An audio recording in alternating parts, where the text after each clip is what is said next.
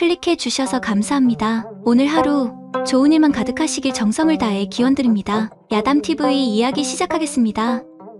옛날 옛적 한양에는 유복이라는 젊은 사내가 살고 있었습니다.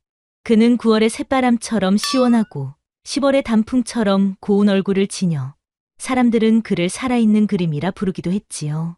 하지만 그의 아름다운 얼굴 뒤에는 뻔뻔하고 능청스러운 사기꾼의 재주가 숨겨져 있었답니다. 아이고, 유복 도련님. 어쩜 저리 잘생기셨을까? 한양 아씨들이 도련님 얼굴 한번 보려고 밤낮으로 담장을 넘는다는 소문이 사실인가 봐요. 유복은 넉살 좋은 주모의 말에 싱긋 웃으며 대답했습니다. 허허, 주모. 한양 아씨들보다야 주모님의 넉넉한 밥상 인심이 더 귀하지요. 이리 귀한 밥상에 어찌 감히 밥값을 논하오리까? 아이고, 도련님. 밥값은 무슨. 도련님 얼굴만 보고 있어도 되니 밥값 걱정은 마시오.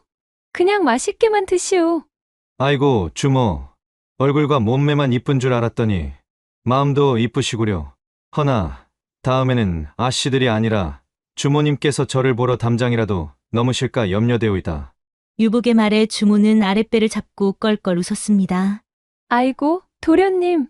그 입에 꿀이라도 발랐소? 이 주모는 밤마다 잠자리에 드느라 담장 넘을 틈도 없으니 도련님이나 아씨들 담장 넘어가서 마음껏 노시오. 그러자 유복은 한껏 능청스럽게 주모의 너스레를 받았습니다. 허허, 주모님. 밤마다 홀로 잠자리에 드시느라 그리 외로우시오? 이 보잘것없는 제가 밤에도 든든한 아랫목이 되어드릴 수도 있는데 말입니다. 주모는 유복의 야릇한 농담에 웃음을 참지 못하며 그의 엉덩이를 찰싹 때리며 말했지요. 이놈의 도련님. 어서 밥이나 먹으소. 도련님 말씀에 이 늙은 주모 벌써부터 아래에 힘이 쫙 풀렸단 말이오. 이렇듯 유복은 타고난 재치와 뻔뻔함으로 주모의 혼을 빼놓고 식당 앞 모든 사람들의 시선을 한몸에 받았습니다. 허나 이 유쾌한 소란을 못마땅하게 바라보는 두 사람이 있었으니 바로 저작거리 한 구석에서 관상을 봐주는 덕팔 노인과 그의 곁을 지키는 약초꾼 소녀 청하였습니다. 덕팔은 사람들이 몰려드는 유복을 힐끗 보더니 코웃음을 치며 말했습니다. 쯔쯔, 저렇게 쓸데없는 관상으로 저리 기세등등하니 참으로 세상이 한심하구먼. 덕팔의 곁에 앉아있던 청하는 씨든 약초가 담긴 바구니를 내려놓으며 걱정스럽게 물었습니다. 어르신, 무슨 이상한 관상이라도 보셨어요? 오늘은 장사도 영 시원찮은데. 청하의 말에 덕팔은 혀를 차며 유복에게서 눈을 떼지 않았습니다. 청아야, 내가 보기에 저 사내가 아름답게 보이느냐? 네. 저기 유복이라는 분은 인물도 빼어나고 말솜씨도 훌륭한 듯하네요. 내 눈엔 그리 보일지 몰라도 내 눈엔 그저 사람의 탈을 쓴 여우 한 마리로 보이니라. 잘난 외모로 사람 홀리는 재주는 비단 여우뿐만이 아니로구나. 유복은 자신의 얼굴을 보고 쓸데없다고 한 덕팔의 말에 자존심이 상해 그에게 다가갔습니다. 이보시오, 늙은 관상쟁이. 그대가 감히 누구에게 쓸데없다 말하는 것이오? 내 얼굴이 얼마나 귀한데. 그러자 덕팔은 유복을 위아래로 훑어보더니 덤덤하게 대답했습니다. 도련님 관상은 그저 아름다운 껍데기일 뿐이요. 겉모습만 번지르르한 빈 그릇이지요. 그런 껍데기는 바람 한 번 불면 사라질 헛개비요. 참으로 쓸데없는 관상이 아니오이까. 유복은 덕팔의 거침없는 말에 할 말을 잃고는 분노에 이를 갈았는데 그런 유복의 기세에 눌린 듯 덕팔은 더 이상 말을 잇지 않고 이내 낡은 돗자리를 챙겨들기 시작했습니다. 가자, 청아야. 오늘 장사는 이만 접어야겠구나. 아니, 어르신. 오늘은 영 신통치 않았는데 이대로 가세요? 제가 약초라도 몇 개 더 팔고 올까요? 덕팔은 말없이 청아의 바구니를 받아들고 저작거리 모퉁이를 돌아섰는데 유복은 덕팔이 자리를 뜨는 것을 보고 씩 웃으며 말했지요. 쫄기는 제깟 관상쟁이가 내 낯짝을 함부로 논하다니. 그런데 아이고, 이 성질머리 더러운 유복이 갑자기 덕팔을 따라가 아무도 없는 골목에서 그를 불러 세웠지 않습니까? 이보시오, 관상쟁이. 아까의 그 무례한 말에 대해 사과하시지. 덕팔은 유복을 바라보며 무심한 눈빛으로 말했습니다. 그려, 내 무례함을 씻고자 하니 그대에게 평생 잊지 못할 관상을 봐주겠네. 물론 자네가 좋아하는 공짜로 말일세. 덕팔의 말에 유복은 어이없다는 듯 웃으며 말했습니다. 평생 잊지 못할 관상이라 그거 참 기대되는군. 공짜라지만 어디 한번 잘 봐보시오. 그러자 덕팔은 유복의 코앞까지 다가와 그의 얼굴을 뚫어져라 바라보았습니다. 덕팔의 눈빛은 마치 유복의 뼈와 살을 꿰뚫어 보는 듯 했는데 한동안 말이 없던 덕팔은 섬뜩한 미소를 지으며 말했습니다. 알겠네. 내 공짜로 봐주지. 하지만 그대에게는 내가 봐준 평생 잊지 못할 관상이 가장 큰 대가가 될 터이니 덕팔의 말에 유복은 소름이 돋았지만 이내 헛웃음을 지으며 덕팔의 돗자리를 획 빼서 들고는 능청스럽게 말하는 게 아니겠습니까? 허허, 재미있는 양반이구려. 그렇다면 당신의 관상부터 내가 한번 봐드려야겠소. 당신의 관상은 오늘 나에게 모든 재물을 털릴 관상이오. 유복은 덕팔을 조롱하듯 말하며 그의 돗자리에 있던 물건들을 빼앗아 챙기기 시작했습니다. 그런데 덕팔은 그런 유복을 말없이 바라만 볼 뿐이었지요. 자, 엉터리 관상가 양반. 이 돗자리와 이 약초 바구니는 내가 가져가겠소. 내 이 물건들을 팔아 당신에게 오늘 받은 무례함을 대신하겠소. 유복은 약초가 담긴 바구니와 낡은 돗자리를 든 채 덕팔에게서 멀어져 갔고 덕팔은 그런 유복의 뒷모습을 보며 혼잣말을 중얼거렸지요. 밤마다 아씨들 방에 아랫목만 찾아다니더니 이제는 약초 바구니를 들고 다니는구나. 덕팔의 말에 청아가 고개를 갸웃거렸습니다. 어르신, 왜 웃으세요? 저 도련님이 우리 약초랑 돗자리를 가져갔잖아요. 덕팔은 미소를 지으며 청아의 어깨를 툭 쳤습니다. 걱정 마라. 청아야. 저 사내의 얄팍한 행동이 바로 나의 큰 그림이었느니라. 이제 곧 저 사내가 우리를 다시 찾아오게 될 터이니 그때까지 우린 조용히 기다리기만 하면 된다. 덕팔의 덤덤한 말에 청아는 고개를 갸웃거렸습니다. 그들의 시야에서 유복은 으스대며 사라진 뒤였지요. 과연 유복은 덕팔의 말처럼 다시 그들을 찾아오게 될까요? 그리고 평생 잊지 못할 관상은 도대체 무엇일까요? 한편 그날 저녁 유복은 덕팔에게서 뺏어온 약초 바구니를 들고 한양의 가장 큰 약방을 찾아갔습니다. 그는 이 보잘것없는 약초들을 팔아치워 덕팔에게 큰 망신을 줄 생각이었지요. 약방 안 수염을 길게 늘어뜨린 약재상 김서방이 유복을 맞이했습니다. 아이고, 유복 도련님 아니신가? 이 늦은 시각에 무슨 일로 약방까지 발걸음하셨소? 유복은 은근히 으스대며 바구니를 내밀었습니다. 허허, 별것은 아니고 길을 가다 우연히 얻은 약초들이 있길래 혹 귀한 것인가 싶어 들렀소이다. 김서방은 바구니를 들여다보더니 순간 눈을 크게 떴습니다. 이것은 이토록 영롱한 빛을 내는 약초가 있다니. 마치 환한 달빛을 품은 듯한 오묘한 푸른빛이 나는구나. 유복은 김서방의 놀란 표정에 득이양양하며 말했지요. 허허, 보시오. 내 낯짝만큼이나 귀하게 생기지 않았소? 그러자 김서방은 약초 하나를 조심스럽게 꺼내 코에 갖다 대었는데 그 순간 그의 얼굴에서 웃음기가 싹 사라지는 게 아니겠습니까? 이 녹초를 대체 어디서 구한 것이오? 김서방의 목소리가 한순간에 싸늘하게 변했습니다. 유복은 영문을 몰라 두 눈을 끔벅거렸지요. 독초라니? 아니 그게 무슨 말이오? 냄새도 그리 나쁘지 않은데. 냄새가 나쁘지 않다고요? 이 사람아! 이 약초는 야광초라 부르는 것인데 영롱한 빛을 내지만 맹독을 품고 있어서 사람의 혼백을 흩어지게 하는 무서운 독초요. 당신, 이걸 사람에게 팔아먹으려고 했소? 김서방은 유복을 밀쳐내며 소리쳤습니다. 아니, 그게 아니오. 그저 길에서 주운 것인데. 흥, 잘난 낯짝만큼이나 뻔뻔하구려. 당장 이 바구니를 들고 내 눈앞에서 사라지시오. 어디서 이딴 죽음의 약초를 가지고 와서 돈으로 바꾸려 해. 내 이자를 관가에 넘겨야겠구려. 김서방이 삿대질을 하며 울음장을 놓자 유복은 약초 바구니를 끌어안고 허둥지둥 약방을 빠져나왔습니다.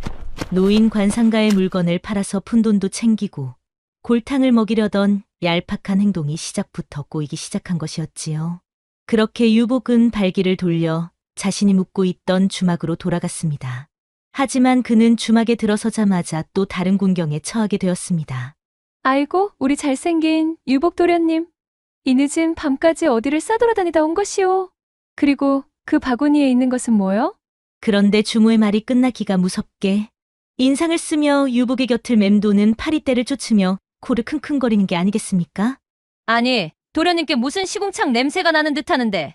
아이고 썩은 냄새야. 도련님, 오늘 밤만 이 방에서 주무시고 내일 아침 일찍 방을 빼주셔야겠습니다.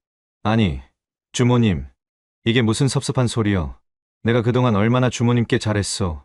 유복의 말에 주모는 혀를 차며 고개를 저었습니다. 잘했긴 뭐가 잘해. 잘하고 자시고 가네. 도련님한테서 나는 냄새 때문에 주막 안에 파리떼와 악취가 진동을 하잖소. 얼굴만 뺀질하게 생겨갖고 속은 씻지도 않고 다니요? 아이고, 그 밑에 달린 것은 땀에 쩔은 오이장아찌겠구려. 그 속을 알면 어느 처자들이 좋아할꼬? 쓸데없는 껍데기만 요란한 양반인가 보네. 주모의 말에 유복은 얼굴이 벌겋게 달아올랐습니다. 그는 자신이 덕팔에게 쓸데없는 껍데기라고 놀림받았던 것이 떠올라 더욱 분했고 쫓겨나다시피 주막을 나와 한양거리를 정처 없이 걷기 시작했습니다. 하룻밤 사이 자신을 칭송하던 사람들은 자신에게서 풍기는 이상한 냄새 때문에 모두 자신에게서 등 돌려버렸지요. 이제 유복은 모든 것을 잃은 채 비로소 덕팔의 말이 떠올랐습니다. 돈은 필요 없네. 그대에게는 내가 봐준 평생 잊지 못할 관상이 가장 큰 대가가 될 터이니. 유복은 덕팔의 말처럼 모든 것을 잃게 될 관상이었던 것이지요. 그는 허둥지둥 덕팔을 찾아갔습니다. 그가 있을 법한 저작거리 한 구석으로 향했지요. 그런데 그가 찾아간 곳에는 여전히 낡은 돗자리 하나와 약초 바구니 하나가 놓여 있고 사람은 보이지 않았는데 옆에 있는 바구니를 보니 유복이 가져간 그 바구니와는 달랐지요. 유복은 덕팔의 돗자리 앞에 무릎을 꿇고 앉아 밤새도록 덕팔을 기다렸습니다. 그렇게 긴 밤이 지나고 먼동이 터올 무렵 덕팔과 청아가 저작거리로 나왔는데 유복은 덕팔을 보자마자 고개를 숙이며 말했습니다. 관상쟁이. 아니, 어르신. 제가 잘못했소이다. 제가 헛된 자존심과 욕심에 눈이 멀어 어르신을 몰라 배웠소. 덕팔은 유복의 말에 씁쓸한 미소를 지으며 말했습니다. 자네, 그 평생 잊지 못할 관상은 이제 시작일 뿐이네. 이제부터 진짜 그대의 운명이 시작될 터이니. 덕팔의 말에 유복은 고개를 들지 못했습니다.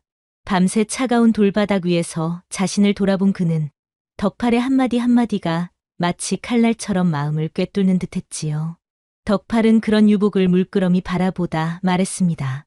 자, 이 무옥에 아직 관상값을 다 치르지 않았으니 마저 치러야 하지 않겠나? 관상갑이라니요? 그려, 내가 자네에게 봐준 관상은 돈이 아니라 이 관상을 잊지 않고 살아가는 것일세. 이제부터 그대의 삶이 내가 봐준 관상이 될 터이니. 덕팔의 알 수 없는 말에 유복은 답답했습니다. 그리고 옆에 서 있던 청아도 두 사람을 번갈아 보며 고개를 갸웃거렸지요. 그때였습니다. 덕팔은 품속에서 작은 주머니 하나를 꺼냈는데 주머니 안에는 낡고 희미한 종이 한 장과 붉은 빛이 감도는 약재 하나가 들어 있었지요. 자네가 훔쳐간 약초는 야광초라 하여 사람을 해치는 독초였네. 허나 이 약초는 야광초의 독을 해독할 수 있는 생명초라는 귀한 약재지. 자네가 어젯밤에 겪은 고초는 바로 이 생명초의 기운 때문이었지. 하여 이제부터 그대는 이 생명초를 품고 서해 끝자락의 한 마을로 가서 병든 이에게 이 약재를 전해주어야 하네. 유복은 입이 떡 벌어졌습니다. 아니, 어르신. 지금 장난하자는 것이오? 나보고 이 먼 한양 땅에서 서해 끝까지 걸어가라고 하는 것이요? 그것도 이 조그만 풀떼기 하나를 전하기 위해? 유복의 불만에 덕팔은 태연하게 말했습니다. 그여, 내일부터 이 길바닥에 깔린 돗자리가 바로 자네의 집이 될 터이니 평생을 무다시들의 아랫목이나 찾아다니던 자네에게는 이 돗자리 위에서의 삶이 어쩌면 가장 큰 고통이 될지도 모르겠구먼. 덕팔의 말이 끝나자 유복은 이를 악물었습니다. 알겠소. 가서 그놈의 풀떼기 전해주겠소. 어차피 이대로는 한양에 있을 수도 없으니. 유복이 마지못해 고개를 끄덕이자 덕팔은 씩 웃으며 청아를 보았습니다. 그리고 청아, 너도 이 사내와 함께 가거라. 덕팔의 말에 청아는 두 눈을 동그랗게 뜨고는 유복을 훑어보았습니다. 그리고 불만 가득한 목소리로 말했지요. 아니, 어르신. 지금 정말로 저더러 저 기생오라비 같은 한량과 함께 그 먼 길을 가라고요? 툭하면 여자 꼬시는 재주나 부리고 낮에는 잠만 자고 밤이면 투전판이나 기웃거리는 저런 빈대 같은 사내와 함께요? 혹시나 밤에 제가 무슨 짓이라도 당하면 어쩌시려고요? 유복은 기가 막혀 청아를 노려보았습니다. 이보시오, 꼬맹이. 빈대라니. 내가 이래봬도 한양에서 여인들이 밤낮으로 줄을 서는 사내요. 누가 누구한테 밤에 무슨 짓을 당한다고. 당하면 내가 당하겠지. 꼬맹이 주제. 그러자 청아는 기죽지 않고 쏘아붙였습니다. 흥, 빈대 같은 사내에게 내 옷구름이라도 더럽힐 바엔 차라리 저작거리에 독초를 먹겠소. 청아의 거침없는 말에 유복은 할 말을 잃었고 덕팔은 두 사람의 팽팽한 신경전을 보며 너털웃음을 터뜨렸습니다. 자네의 그 잘난 낯짝은 길거리의 꽃과 같아서 옆에 벌이 하나 있어야 굴이 헛되지 않겠나. 이 아이가 자네를 곤경에서 구해줄 수도 있을 터이니 아니면 이 아이가 자네의 관상값을 모두 치러줄 수도 있고. 덕팔의 말에 유복은 멍하니 청아를 바라보았습니다. 그런데 자세히 보니 이제껏 그가 만났던 어떤 여인과도 다른 순수한 눈빛을 가진 여인이었지요. 유복은 며칠 전 덕팔의 약초 바구니를 물건들을 강제로 들고 갔던 자신의 얄팍한 행동이 결국 자신을 가장 큰 시련으로 몰아넣은 것이었음을 깨달았습니다. 알겠소. 하지만 내가 그 약초를 전해주면 어르신은 내게 무엇을 해주시겠소? 유복의 물음에 덕팔은 고개를 저었습니다. 나는 아무것도 해줄 것이 없네. 다만 그대의 여우 같은 낯짝이 사람의 관상으로 바뀔 터이니 그대의 얄팍한 생각과 행동이 얼마나 부끄러운 것이었는지, 그대의 진짜 복이 무엇이었는지 여정 속에서 깨닫게 될 것이야. 결국 유복은 덕팔의 말대로 그의 진짜 복을 찾기 위해 그리고 사람의 관상으로 바뀌기 위해 청아와 함께 길을 떠났습니다. 한 번도 한양을 벗어나 본 적 없는 유복에게 세상은 온통 낯선 풍경뿐이었지요. 그렇게 한양을 떠난 지 사흘째 유복은 온몸이 쑤시고 굶주림에 허덕였습니다. 며칠 밤낮으로 주막의 따뜻한 아랫목만 찾아다니던 그에게 차가운 길바닥은 가장 무서운 적이었지요. 아이고, 내 팔자야. 이럴 거면 차라리 한양에서 관가에 잡혀 들어가는 것이 나았을 것을. 저놈의 풀떼기 하나 때문에 이 무슨 개고생이란 말인가. 유복은 투덜거리며 낡은 보따리를 집어 던졌습니다. 그러자 청아가 다가와 그의 보따리를 툭툭 털며 말했지요. 이 한량아, 뭘 그렇게 투덜거리오? 배가 고프면 배가 고프다고 하지. 쓸데없이 보따리를 집어던지고. 이 꼬맹이가 누가 배가 고프다고. 내가 지금 힘이 넘쳐나서 던졌다. 어쩔래? 유복은 허세를 부리며 고개를 빳빳이 세웠지만 그의 뱃속에서는 이미 꼬르륵 하는 소리가 우렁차게 울리고 있었습니다. 흥, 빈대에게 무슨 힘이 넘쳐난다고. 그 소리가 바로 도둑놈의 배에서 나오는 천둥소리라는 것을 모르는 것이오. 청아의 놀림에 유복은 얼굴을 붉혔습니다. 그는 오기가 생겨 제법 큰 주막이 보이는 길가로 발걸음을 옮겼습니다. 주막이 저리 떡하니 있는데 굶어 죽긴 왜 굶어 죽어. 내 잘난 낯짝이면 밥이 공짜로 나오게 할 수도 있지. 그 동태 눈깔로 잘 보고 있거라. 유복은 당당하게 주막 안으로 들어섰습니다. 그리고 그의 예상대로 주막 안의 모든 사람들이 그의 잘생긴 얼굴을 쳐다보았지요. 아이고, 저 도련님 좀 보시오. 어쩜 저리 생기셨나. 세상에, 저런 도련님이 우리 주막에 다 오셨네. 유복은 자신을 향한 감탄의 소리에 우쭐해하며 주모에게 다가갔습니다. 주모님, 보아하니 주모님의 인심이 한양의 인심보다 후할 듯하오. 허나 내게는 주모님의 인심을 살 돈이 없으니 어찌해야 할꼬? 유복의 능청스러운 말에 주모는 피식 웃으며 말했습니다. 돈은 없다. 허나 그 낯짝은 굶어 죽진 않게 생겼구려. 허허, 도련님, 이리 오시오. 밥이라도 한 그릇 줘야지. 어서 앉아. 유복은 보란듯이 청아를 향해 으스대며 자리에 앉으려 했습니다. 그런데 그때였습니다. 한 사내가 주모에게 다가와 귓속말을 하는 게 아니겠습니까? 주모, 갑자기 요상하고 더러운 냄새가 진동하는데 이 냄새가 어디서 나는 거요? 아무래도 저 얼굴만 뺀지르르한 사내한테서 나는 것 같은데 저기 뭐시오? 저 사내 주위로 파리떼도 빙글빙글 꼬이고 있지 않소? 사내의 말에 주모의 표정이 굳어졌고 이내 유복을 노려보며 혀를 차며 말했지요. 아이고, 맙소사, 웬일이래? 잘생긴 얼굴값을 하는 줄 알았더니 요상한 냄새 풍기는 꼬리 딱 거적대기나 깔고 자다 온 모양구나. 어서 안 나가고 뭐 하는 것이냐? 유복은 주모의 호통에 얼굴이 벌겋게 달아올라 허둥지둥 주막을 빠져나오자 청아가 웃으며 그를 기다리고 있었지요. 보시오. 내가 뭐라고 했소. 그런 잘생긴 얼굴은 남의 등골이나 빼먹는 데 쓰는 거라 했지. 밥 한 끼도 못 얻어먹는 면상으로 뭐가 그리 자신감은 쩌는지. 내 말이 맞지 않소? 유복은 아무 말도 못하고 청아에게 이끌려 따라 나섰는데 청아는 한참을 걸어 주막과는 떨어진 낡은 정자나무 아래에 앉으며 품속에서 주먹밥 2덩이를 꺼내 유복에게 건넸지요. 자, 이거라도 드시오. 배고플까 챙겨왔소. 처녀의 가슴 속에 고이 넣어뒀던 거라 더 맛있을 거요. 유복은 청아의 주먹밥을 보고 눈물을 글썽였습니다. 그는 자신의 잘난 낯짝보다 청아의 작은 주먹밥이 훨씬 더 값지다는 것을 깨달았지요. 이 꼬맹이가 주먹밥이 있으면 진즉 있다고 할 것이지. 유복이 맥 빠진 목소리를 내자 청아가 이때다 싶어 또 쏘아붙였지요. 나보다 밥 얻어먹는 솜씨도 형편없으니 내가 보살펴야지 어쩌겠소. 유복은 청아의 너스레에 웃음을 터뜨렸습니다. 허허. 그려. 내 이제부터는 길거리에 늘린 꽃이 아니라 너의 꿀만 받아먹는 머리 될 터이니 잘 좀 봐주거라.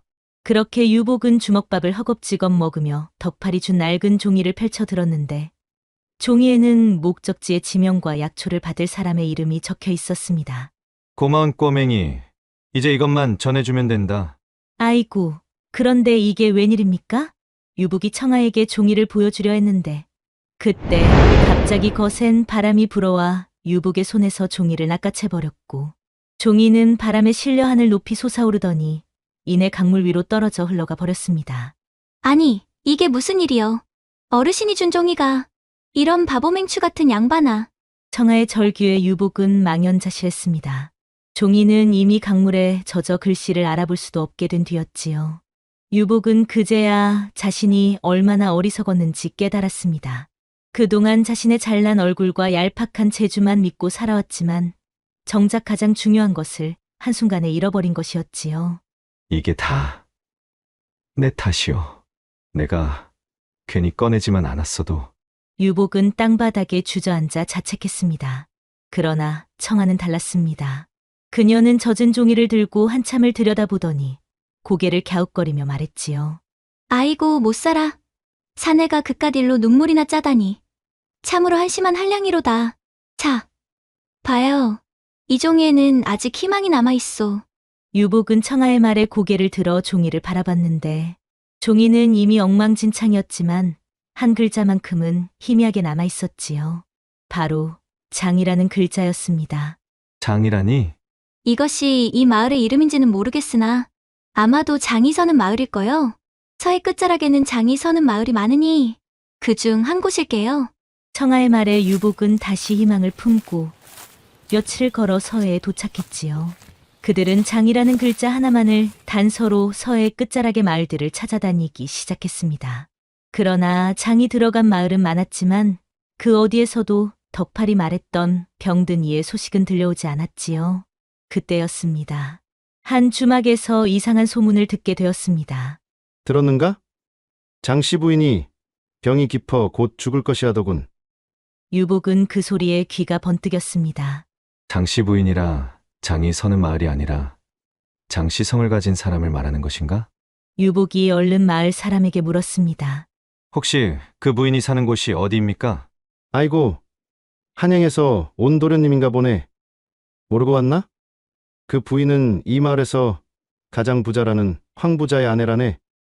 그런데 어찌된 영문인지 황부자가 병든 아내를 보살피기는커녕 다른 여인을 들이려 한다는 소문이 자자하지. 유복은 직감적으로 그 부인이 덕팔이 말한 병든 이임을 깨달았습니다.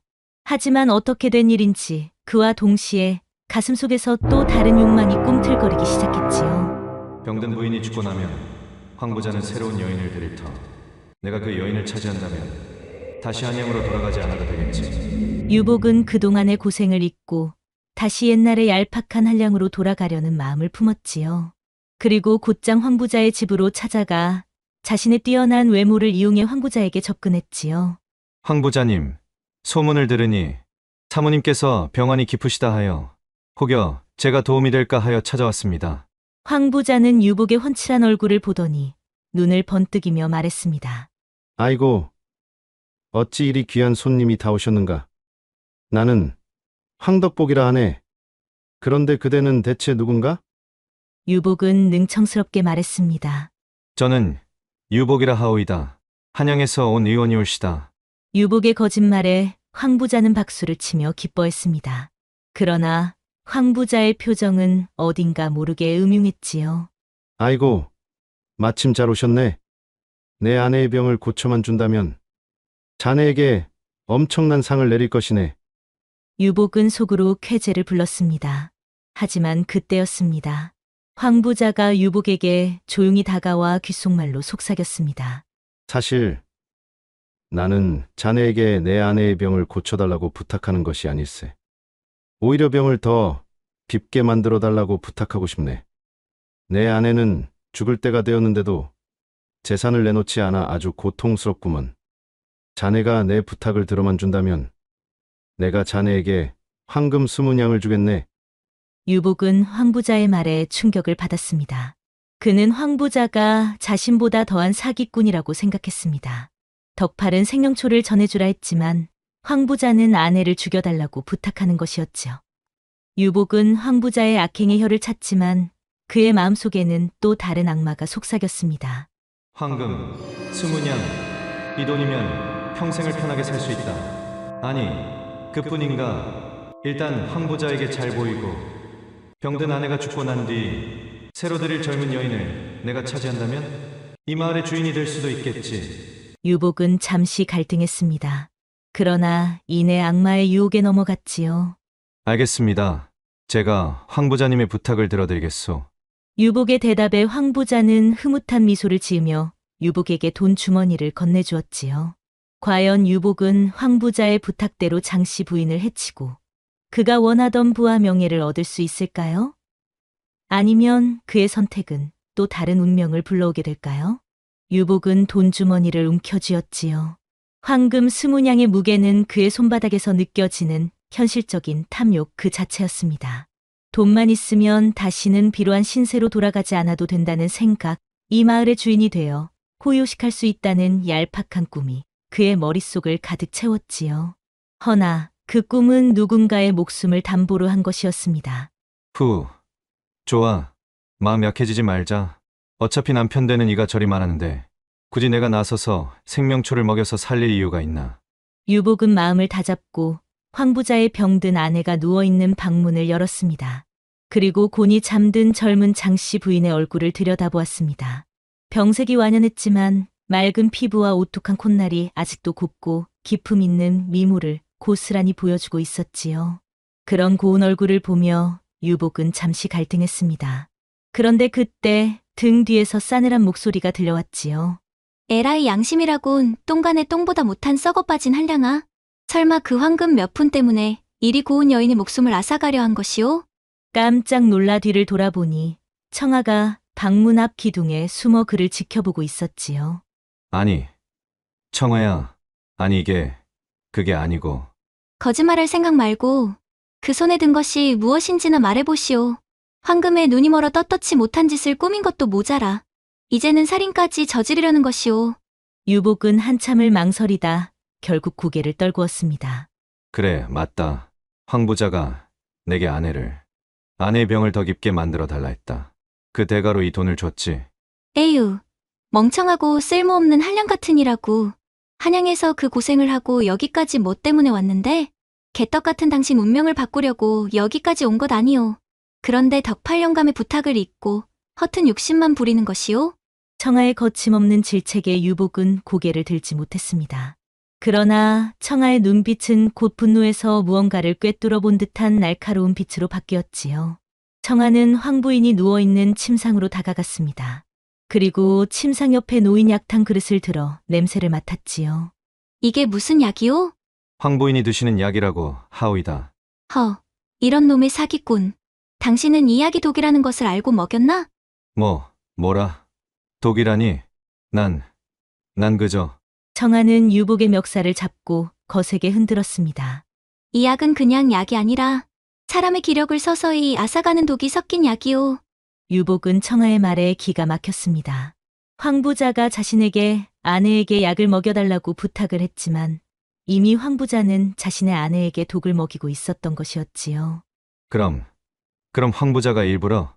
그렇소. 병든 부인이 죽기를 당신에게 부탁하기 전에 이미 자신이 직접 독을 먹여 죽이고 있었던 것이오. 황 부자가 왜 그랬겠소? 모든 일이 끝나면 당신에게 누명이라도 씌우려고 했겠지. 으이그, 얼굴만 잘생겼지. 머리는 어찌 그리 빈대머리보다 못하오? 황부자의 사악한 계략에 유복은 온몸에 소름이 돋았습니다.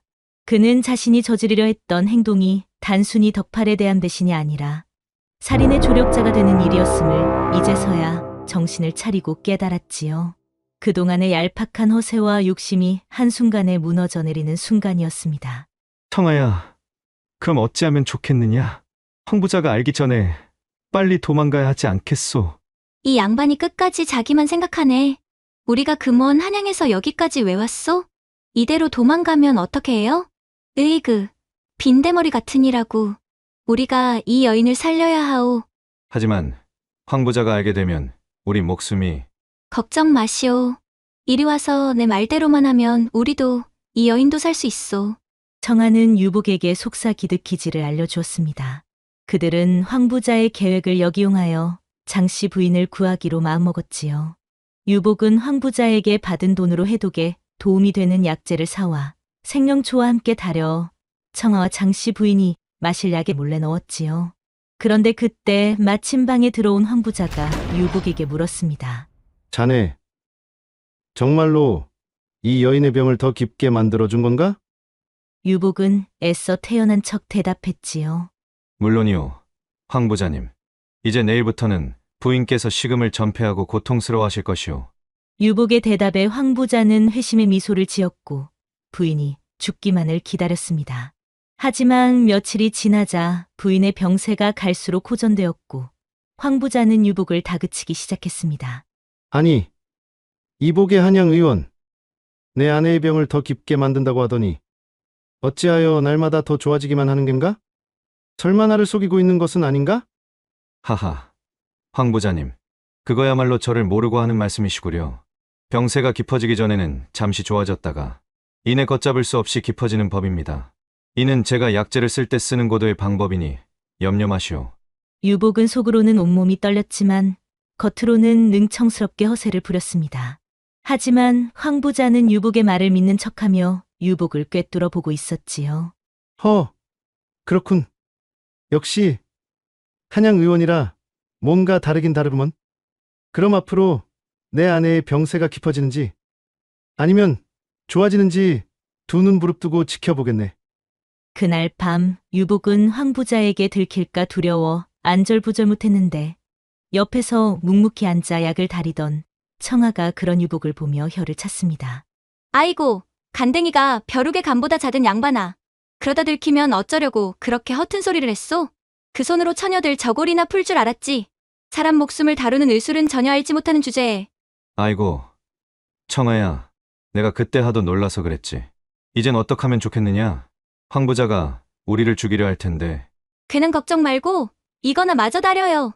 사내가 그렇게 심지가 약해서 어디다 쓰려고. 여인들한테 아랫돌이나 껄떡거릴 줄 알지. 에이 한심한 양반. 그런데 며칠 후 장씨 부인이 마침내 의식을 되찾고 자리에서 일어났습니다. 황 부인은 마치 병을 앓지 않았던 것처럼 맑은 정신과 깨끗한 피부로 마당에 나와 벚꽃나무를 바라보고 있었는데 황 부자는 그 모습을 보며 눈이 뒤집혔습니다. 아니, 당신이 어찌 이리 정정한 것이오? 서방님, 왜 그러십니까? 이제 괜찮소?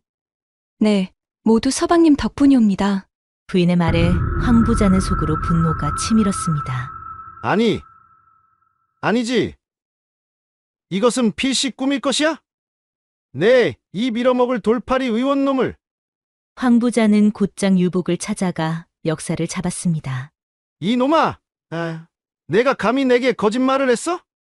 내게서 받은 황금은 어디에 쓰고 어찌 내 아내를 살려낸 것이냐? 너는 이제 죽었다. 아니 그게... 그때였습니다. 옆에 있던 청아가 앞으로 나서서 매섭게 황 부자를 노려보았지요. 이보시오. 당신이 이 여인을 살려달라고 하지 않았소. 그런데 어찌 부인인 일이 정정하게 살아난 것이 못마땅한 것이오? 부인의 목숨을 살린 것이 그리도 잘못한 것이오? 청아의 거침없는 말에 황 부자는 얼굴이 새하얗게 질려 청아와 유복을 향해 소리쳤습니다. 이것들이 미쳤구나. 감히 나를 모함해? 당장 이놈들을 잡아와라. 내 눈앞에서 저 놈들을 죽여버리겠노라. 황 부자의 고함 소리에 건장한 사내들이 우르르 몰려왔습니다. 유복은 청아의 손을 잡고 도망치려 했지만 사내들에게 둘러싸여 꼼짝할 수 없게 되었지요. 유복은 이제 모든 것이 끝났다고 생각하고 눈을 질끈 감으려는 순간이었습니다. 그때 멀리서 우렁찬 목소리가 들려오는 게 아니겠습니까?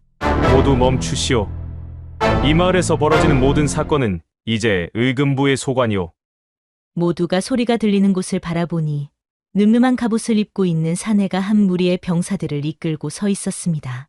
그는 바로 의금부 종사관이었지요. 황 부자는 종사관을 보더니 얼굴이 잿빛으로 변했습니다.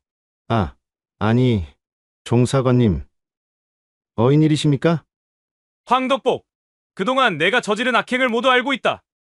내가 백성들의 재물을 탐하여 이들을 괴롭힌 죄, 그리고 병든 아내를 독살하려 한 죄, 모든 죄를 알고 있으니 이제는 이실직고하는 것이 좋을 게다.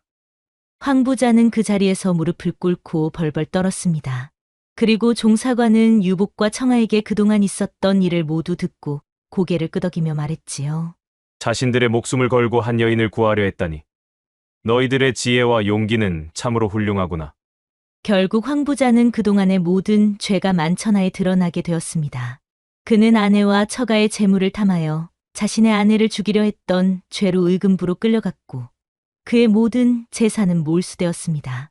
그리고 종사관은 유복과 청아의 선행에 크게 감동하여 그들에게 큰 상을 내렸습니다. 아니, 종사관님. 어찌 저희 같은 미천한 자들에게 이리 큰 상을 주시는 겁니까? 이 상은 너희들의 용기 있는 행동에 대한 당연한 보상이니라. 또한 너희를 통해 선한 마음이 결국 복으로 돌아온다는 것을 깨달았으니 이 상을 받는 것은 오히려 나에게 기쁨이니라. 유복과 청아는 종사관의 말에 깊이 감동했습니다. 그리고 한때 덕팔 영감의 부탁을 잊고 욕심에 눈이 멀었던 유복은 이제 자신의 용기와 청아의 도움으로 새로운 삶을 살아야겠다고 속으로 다짐하며 청아와 함께 다시 한양으로 향했지요. 한편 한양으로 돌아온 유복과 청아는 가장 먼저 덕팔을 찾아갔습니다.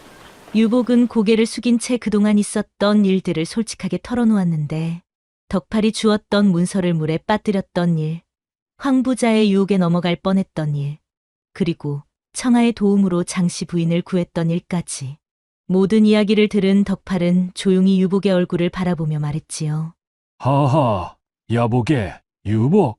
한양을 떠날 때와 지금 자네의 얼굴이 완전히 바뀌었구나. 예, 여전히 저희 잘난 얼굴은 그대로인데 무슨 말씀을 하시는 겁니까? 유복은 덕팔의 말에 의아해하며 자신의 얼굴을 만져보았습니다. 관상이란 눈에 보이는 모양이 아니라 그 속에 담긴 마음을 보는 것이라오. 예전 자네의 얄팍한 얼굴은 오직 자신의 안위만을 탐하는 자의 관상이었지. 허나 지금 자네의 얼굴은 자신의 목숨을 걸고 남을 도우려 했던 정의와 용기가 가득한 관상이로구나. 자네는 스스로의 손으로 가장 귀한 복을 만든 것이야. 덕팔의 진심 어린 말에 유복은 눈물을 글썽였습니다. 그는 예전에 자신의 잘난 외모 뒤에 숨겨진 추악한 마음을 부끄러워하며 비로소 진정한 삶의 의미를 깨달았습니다. 이젠 잘난 얼굴만 믿고 남에게 사기치던 사람은 온데간데 없고 사람을 살리는 귀한 복을 만든 사내가 여기 서 있네요. 유복은 청아의 말에 환하게 웃으며 대답했습니다. 하하, 그래? 그러니 이젠 더 이상 나에게 한량이라고 부르지 마시오. 나는 이제 당신의 어엿한 동반자이니 동반자라는 유복의 진심 어린 말에 청아는 처음으로 얼굴을 붉혔습니다. 그날 이후 유복과 청아는 덕팔의 진심 어린 축복과 함께 앞으로의 여정을 인생의 동반자로서 함께하기로 약속했답니다. 그들은 평생 서로에게 의지하며 남을 돕는 일에 앞장서는 삶을 살았고 그들의 이야기는 오래도록 사람들의 입에 오르내리며 선한 마음이 결국 가장 큰 복이 된다는 교훈을 전했습니다. 옛말에 마음이 바뀌면 얼굴도 따라 변한다는 뜻의 모수심전이라는 고사성어가 있습니다. 유복의 얄팍한 욕심으로 시작했던 여정 끝에 유복과 청아는 진정한 삶의 가치를 발견하고 서로에게 가장 귀한 복이 되어 주었지요. 그런데 여러분은 혹시 관상보다 마음이 더 잘생긴 사람을 만난 적이 있나요? 아니면 겉은 멀쩡한데 속은 엉망인 사람을 만난 적은 없으신가요? 오늘도 야담TV를 시청해주셔서 감사합니다. 앞으로도 이런 따뜻한 이야기로 여러분을 찾아뵙도록 하겠습니다. 구독과 좋아요, 알림은 새로운 이야기를 만드는 큰 힘이 된답니다. 그리고 뒤에 뜨는 다음 이야기도 놓치지 마세요. 여러분의 하루가 행복하시길 정성을 다해 기원합니다.